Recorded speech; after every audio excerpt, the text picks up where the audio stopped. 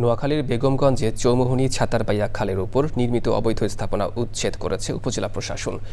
এ সময় পানি প্রবাহ স্বাভাবিক রাখতে এই ধরনের উদ্যোগকে সাধুবাদ জানিয়েছে স্থানীয়রা। জলাবদ্ধতা নিরসনে এমন অভিযান চলমান থাকবে বলে জানিয়েছে স্থানীয় প্রশাসন। আলাউদ্দিন শিবলুর তথ্য ভিডিওচিত্রে সৈয়দ মাদিহ আদিতের রিপোর্ট। পরিবেশ, প্রতিবেশ, কৃষি, জীববৈচিত্র্য এবং মানুষের জীবন জীবিকার সাথে নিবিড়ভাবে জড়িয়ে আছে খাল। তবে অপরিকল্পিত নগরায়নের ফলে হারিয়ে যেতে বসেছে প্রাকৃতিক এই জলাধারগুলো।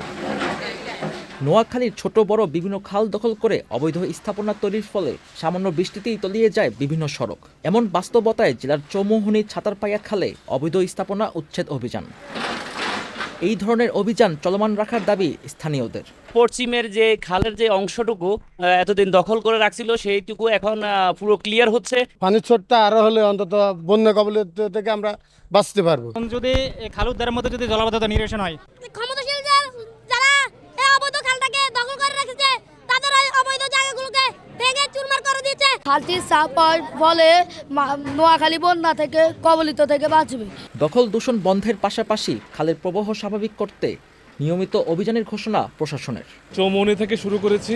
আমাদের চৌমুহনী পৌরসভার প্রত্যেকটা ওয়ার্ডে যেখানে যেখানে ছোট ছোট খালগুলো মূল খালের সাথে সংযুক্ত রয়েছে সেগুলো আমরা করে দিব।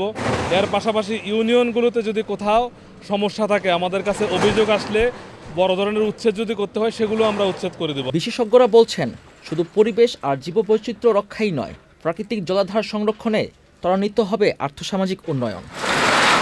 সৈয়দ মাদিহ আদিত, প্রকৃতি ও জীবন ডেস্ক, চ্যানেল আই।